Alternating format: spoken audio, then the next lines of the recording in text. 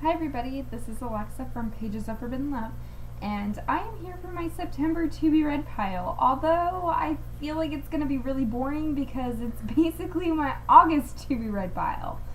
The reason for that is I actually found out on my birthday, which is August 5th, that I got a job offer in a city that is 2 hours away from where I was living. So that means that basically I had to make a choice. I had a job where I currently was, but it was an hour away from my home, so I was driving 2 hours to get to work and to get back home, and it was making a little bit less money than usually somebody in my field of nuclear medicine makes. So I ultimately just decided, I was going to go for it and I was going to do something different for once, and I had to move. So I've never moved out of my parents' house before. I've always kind of lived there. Sorry, my hair's doing funky things. So I didn't have anything. I don't have any standard kitchen supplies. I don't have any couch or dining room table or anything to go in the kitchen or any of the food for the kitchen or any towels or curtains or bathroom stuff. I basically owned nothing because everything was my parents'. Which basically meant that from August 5th, my birthday when I found out I got the job, all the way until August 25th when they wanted me to officially start, I had to run around for 20 days and drive back and forth to the city that's 2 hours away in order to find an apartment, and then, to pick the apartment, to do all the stuff I need to do with it. I had to come to this city a couple times in order to do paperwork stuff for the hospital and get certain tests done, get a TB shot, basically do a whole bunch of stuff that you probably don't care about. But anyway, the whole point of that is that I really didn't read anything in August. I think I might have read maybe a book before my birthday on the 5th, and then once I did move in, I finally had like one day to myself before I started work, so I finished The Iron Daughter. And that's pretty much all that I read in August, I think.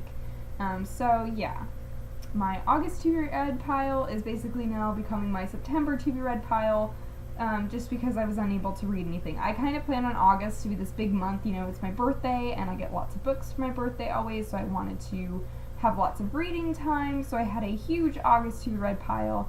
And also, I missed the blog's birthday. Bianca and I kind of did a readathon for it, but unfortunately I wasn't able to participate a whole lot in the readathon because I was busy doing things, obviously. So yeah, I didn't really get a whole lot read at any point in August, and so I feel really bad. The blog turned 4 years old. I didn't do a whole lot for it. I was supposed to give away books, and I didn't do it. So now I have books that I still need to give away, so I'm basically gonna do like a, sorry I missed August, here's September. So hopefully I'll get the blog back on schedule for the month of September. And let's just get to the books I'm going to be reading, just in case you missed my August to be read pile. This will seem new to you, but if you watch the August one, it'll be pretty similar. So, first up again is Cress. I think I was about 50 pages or so into this at the start of August, and I kind of stopped reading it after those first 50 pages, not just because of the apartment searching and moving and doing everything like that, but because I was getting kind of more invested in The Iron Daughter at the time, so I kind of put this down for a little while to get into The Iron Daughter, and now, as you can see, I am about 200 pages in, and I still have another 350 pages left, because this book is a chunky book, but I am enjoying this one, so hopefully I will get on the wagon with this one and make it happen, because it is a good book. And so you see, I have at least tried to make some progress in it.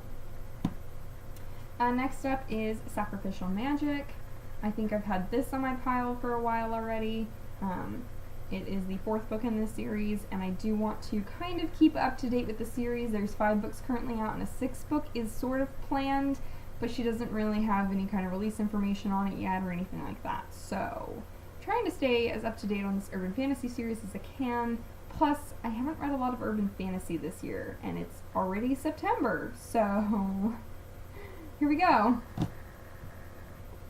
And next up, this I believe was on my August to be read pile, Sublime, which is by Christina Lauren, who is 2 authors who usually write adult romance, kind of adult erotica books.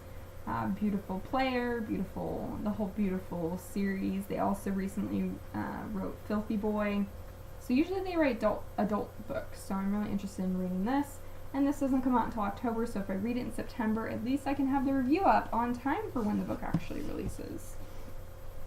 So last month, I showed you my little genre to be read jar, and I drew out an adult fantasy book. And so the one that I decided to pick, because I have heard so many things lately about Brandon Sanderson, and I guess I'm feeling a fantasy kick. I really want to read more fantasy books, and I think Mistborn will be a great way to do that.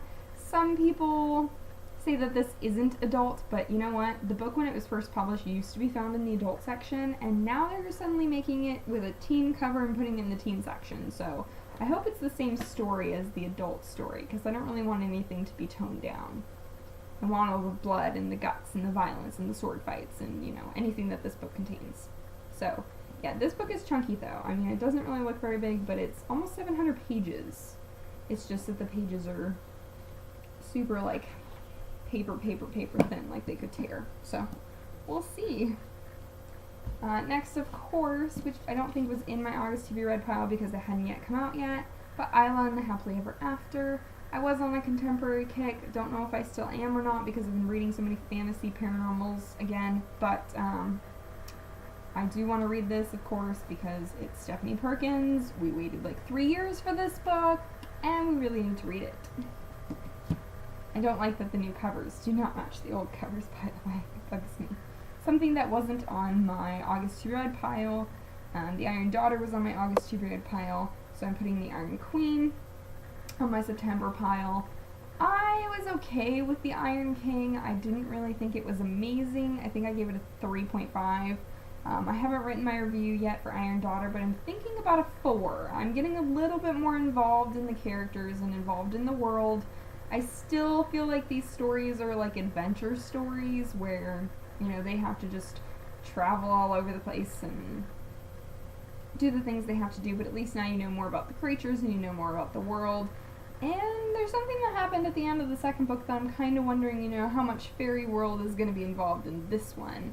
I kind of feel like we're on this journey to know the Iron Fairies and to know more about the current Iron King and everything that's going on. And I want to know what her role in the Iron Fae is going to be, because I have a feeling she's going to play a role. We just don't really know exactly what that's going to be yet. Although we can guess. Something else that's also contemporary-ish, I guess, is Where She Went. I did read If I Stay. I think in June I read If I Stay. I really, really enjoyed it. It was a 5-heart read for me. And so, of course, I need more Adam, so I have to read this. And I really want to go see the movie. Johnny doesn't really want to see it, though, so I may just kind of make a trip and go see a movie by myself for once. Usually that's not something I do, though. I don't really go see movies by myself, but since I'm in a new city and it's 2 hours away from everybody that I know, I may just go to a movie by myself and call it a little me time or whatever, because I do want to see the movie, even if it's not amazing or, eye-opening or whatever. Also, keeping with a contemporary theme, Beautiful Oblivion is once again on my pile of things to read. I feel like this has been on the pile since probably June or July, whenever the heck it released. I think it came out in June. Anyway, so I really do want to read this because I am feeling, I've been writing a lot of new adults lately and mostly Colleen Hoover new adults, but I really think that I want Jamie to wow me. And she didn't wow me with the first 2 books, but I'm thinking that maybe this will be a little bit more mature, and that the brother in this one, Trenton, will be a little bit different than Travis, and will give me a little bit more. So I'm really hoping that Trenton impresses me, if that's the word that I'm looking for. Alright, and the other 2 books that I still have on the pile, of course I still really, really want to read Black Ice.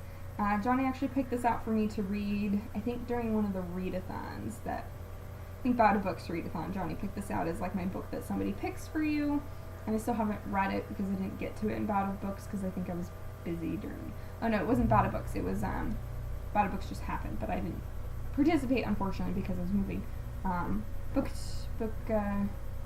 Booktubeathon. Yeah, Booktubeathon was when Johnny picked this out for me, which was already, I think, in July or something, and I didn't read it then. So I want to read it because I do like Becca Fitzpatrick, even though her Hush Hush series became a little bit iffy for me.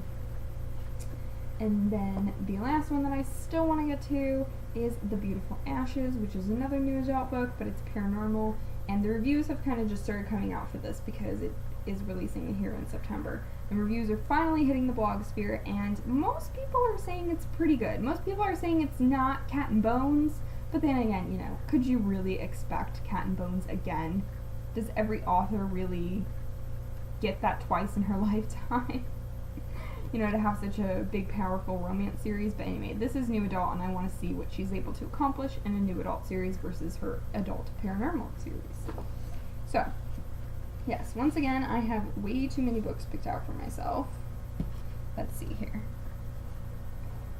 So these are all the books I'm hoping to read, and you can't even see the one because it's that little paperback. There we go. So this is the pile of books I'm going to try and read here in September. I don't know if I'm going to get to all of these, basically just because it's a big pile again, because I keep adding to it. So it is a rather large pile, and some of these books are fairly long. They're all about 300 to 500 pages long, so, or Mistborn's 700 pages almost, so. With the new job, and I'm expected to work overtime with the new job, like last week was my first week and I worked 43 hours, so that's not much overtime, but I'm expected to work anywhere from 40 to 50 hours per week. So they are full weeks of working, probably even overtime of working every week. So I may not have a ton of reading time, but we will see. Now this video has gone on too long, but let me know what you guys are reading because I'd really like to know. And have a good day and have a good month of September. Hopefully it finally gets a little cooler out where you live. I live in Arizona, so I'm looking forward to a little cooler. I know most of you people who live in the East Coast or somewhere where it snows all the time, you don't want, you know, the fall to winter season approaching you, but here in Arizona we really look forward to that because it gives us a break from the 110 heat outside. So if it gets a little cooler, it's nice to kind of actually finally put a blanket on yourself and read a book. So that's what I'm looking forward to. So have a good month, guys. Thanks for watching.